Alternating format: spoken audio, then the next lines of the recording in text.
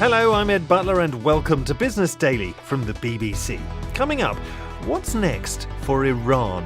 As the clock counts down on a US deadline for potentially scrapping the nuclear deal, the country's economy is wobbling. We've seen Iran's currency fluctuate, and we've seen protests from the Iranian people who had expected far more dividends from the nuclear agreement than they've had so far. And in the opaque world of US financial rules, it's not just Iranian businesses that are suffering. There is no law being passed in the UK Parliament forbidding any of the things that I want to do. But there's a bigger bully in the playground, which is the American government. They have been over here and they've threatened the banks, and they've threatened and fined UK businesses like myself. Nuclear deals, sanctions, and what it all means for ordinary firms. Business Daily from the BBC. We have been hearing a lot in the last couple of weeks about Iran, specifically the Iran nuclear deal, the JCPOA, to give it its handy acronym. It was designed in 2016 to stop Iran enriching uranium, to build a bomb, and it was hailed at the time as historic by the Barack Obama administration in the US. The new White House incumbent isn't quite so keen, though. It's a bad deal. It's a bad structure. It's falling down. Should have never, ever been made. But I will say, if Iran threatens us in any way, they will pay a price like few countries have ever paid.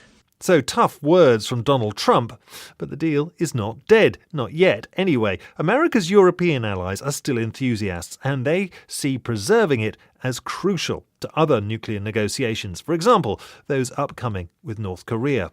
Hence, the French president, Emmanuel Macron, making statements like this one this week. Néanmoins, nous avons eu, je crois pouvoir le dire, I can say that we've had a very frank discussion on that, just the two of us. You consider the Iranian deal, the JCPOA negotiated in 2015, a bad deal. For a number of months, I've been saying that this was not a sufficient deal, but it enables us, at least until 2025, to have some control over their nuclear activities. We therefore wish from now on to work on a new deal with Iran. un nouvel accord avec l'Iran. So right now, where exactly are we? Well, we have a deadline, May the 12th. That's the date by which President Trump has to agree a further 6-month extension to the deal. But he says he won't do it unless France, Germany and Britain produce a set of revisions, amendments, that all the allies can agree on to keep the deal alive. That's all very well, of course, but Iran, for its part, doesn't sound willing to revise or amend anything at all. Listen to the latest from its president, Hassan Rouhani.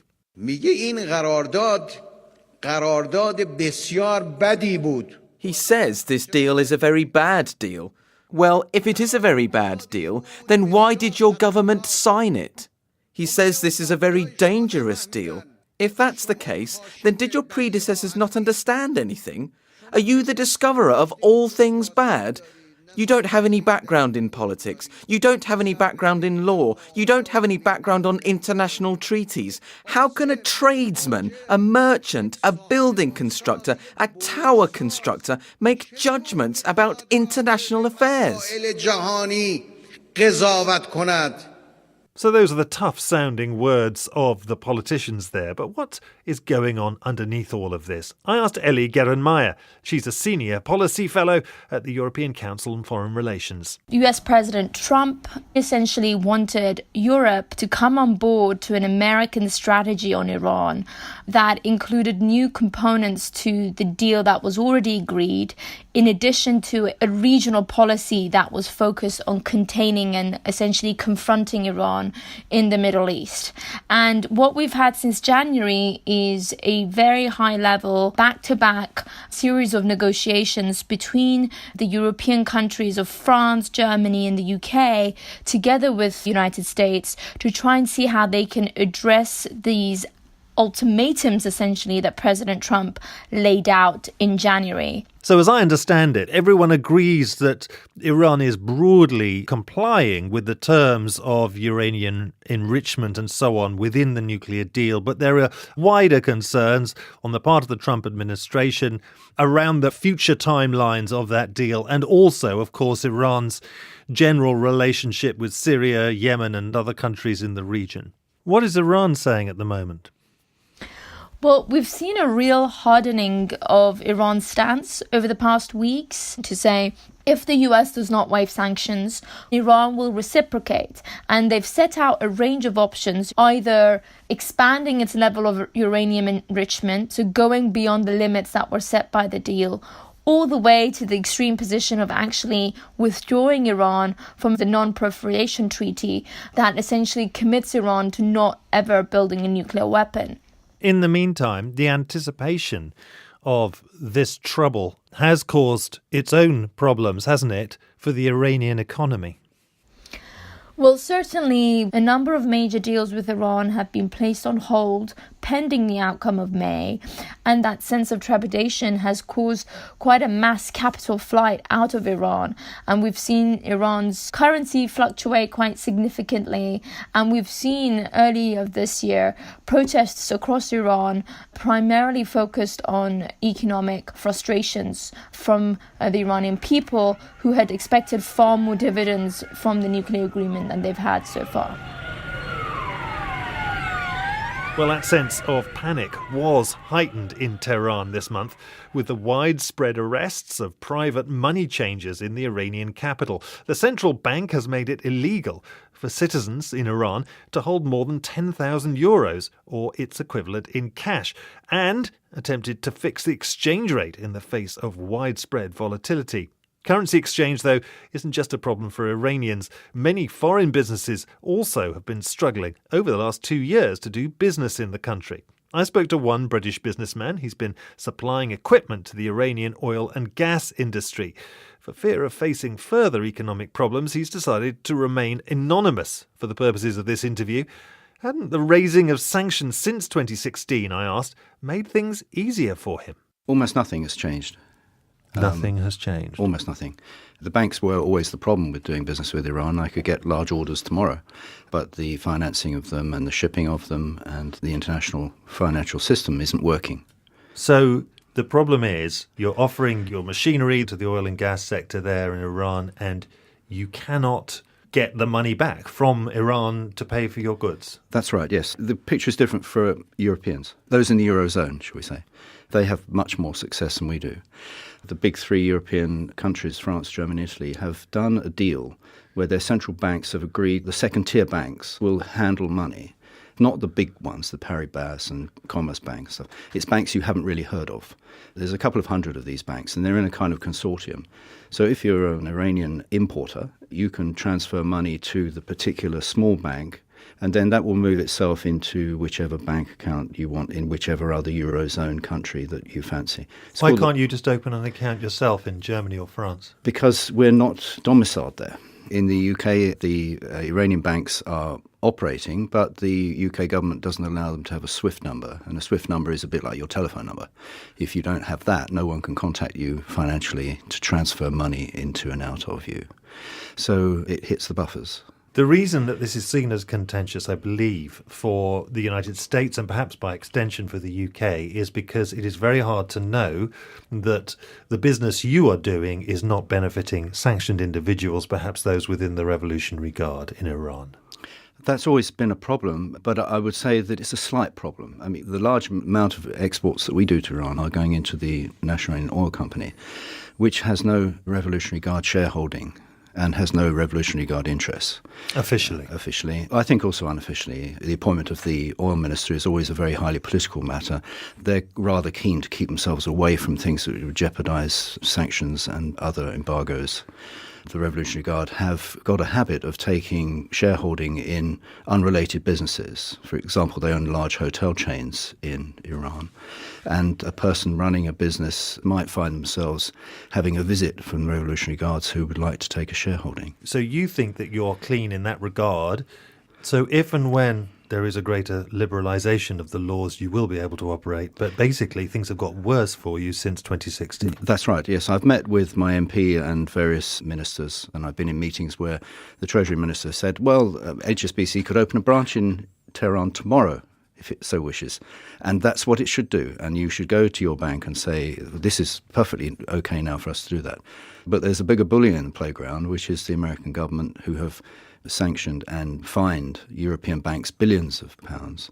The banks are actually probably a little more wary now since Trump has got in of doing this work that could jeopardize their American interests.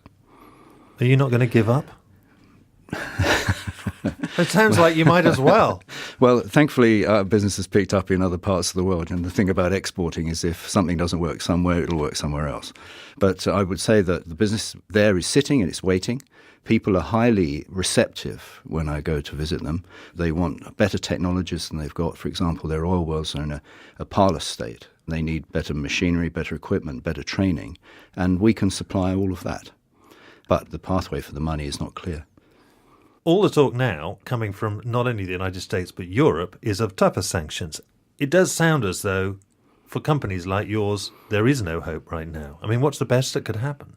Well, I've done business in Iran right through the Iran-Iraq war. We were still exporting. So, we're ready and willing to do the business there. If the financial matters were relaxed and lifted to what they were, say, 10 years ago, it was still hard 10 years ago, but it was much better. If that was just lifted, then we would be home and dry. Can you imagine, though, in the current climate, this resolving itself in a way that would allow you to operate?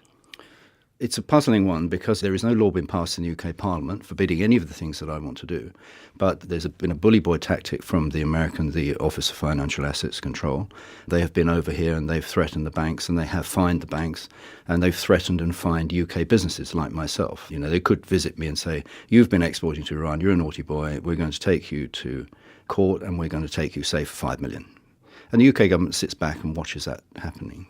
So basically, just to summarise, there is a risk involved and you don't see a way out of it right now. No. The brutal assessment there of one anonymous UK businessman. But is that the general picture? I asked Nigel Kushner. He's a London-based lawyer specialising in handling the growing complex of international financial regulations that firms are having to negotiate over Iran these days. It is entirely legitimate for any bank in Europe to have a banking relationship with an Iranian bank, but the vast majority, and certainly every bank I know of in the UK, declines to do so of its own volition for a number of different reasons. One is that they are afraid of a sanctions snapback. Another one relates to anti-money laundering concerns. And the primary issue is the difficulty to do adequate due diligence on the Iranian counterparts, because the EU sanctions today, even after the nuclear accord, prevent anyone in the EU doing any business with an entity which is owned or controlled by the Revolutionary Guards. Now, it's not so easy to verify and ascertain that a counterpart isn't owned or controlled by the Revolutionary Guards. So, even though technically it is legal, you are constantly sort of running the gauntlet, potentially, under US and European rules, I guess, that you could be prosecuted because you might be dealing with a sanctioned individual or entity. That's correct. There is a lot of money to be made and there is a lot of legitimate trade, but the money that is put into the due diligence and the legitimate structuring of that trade frightens most people off. Yeah, in realistic terms, how on earth could you, as a trading company, ever truly know that one entity within Iran isn't benefiting who isn't one of the named individuals you're trading with? That's precisely the challenge. We provide a due diligence service, but there is a price to that. It's not easy. A company that is controlled by the Revolutionary Guards isn't going to be called Revolutionary Guards Limited. It needs a lot of local investigation. It's very difficult to do it legally because you can't simply obtain documents from the equivalent of Companies House. So you need to visit people, you need to ask around in the industry. And that's what we will do for people who want to conduct legitimate trade. But it's expensive. It's very expensive. You've talked about the European firms. What's the experience been of American firms since 2016? The American firms who deal in pharmaceuticals and agricultural goods have generally traded quite nicely. But you said they've been doing that already. They've been doing that for donkey's years, and the American banks will be delighted to receive the money with ease through a third-party bank outside Iran. What's been trickier was the relief granted in 2015 for airline spare parts, goods relating to car manufacturing, and I've been involved in a number of transactions, entirely legitimate, where someone in the UK is sourcing a spare part from a US manufacturer for airplanes, but it can take 6 months, a year, longer to get the license, and the deal falls apart. And even if you obtain those licenses, how are you going to get paid? That's the second problem. It sounds mind-bogglingly complex, all of this. To what extent do you think the future is going to clarify any of this? To what extent do you think there's a way of sorting this complexity out for trading firms? Well, ironically, if President Trump pulls out of the JCPOA, That's the nuclear deal. That's the nuclear deal. I think that the EU will stand firm, and I think they will want to promote trade between the EU and Iran. I think the Iranians, in one sense, will try to drive a wedge between the EU and the US. I don't think they're going to rush, despite what they may be saying today, to go back into the nuclear proliferation spectre.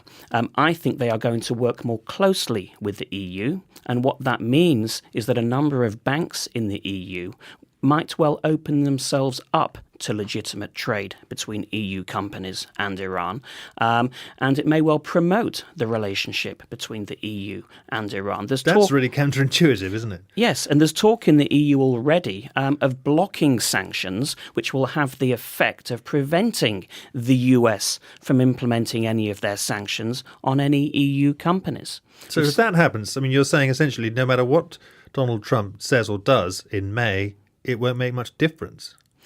I don't think ultimately it will make much difference for those EU businesses who want to conduct carefully thought out, profitable, legitimate trade with Iran. They did it throughout the height of the sanctions regime last time round.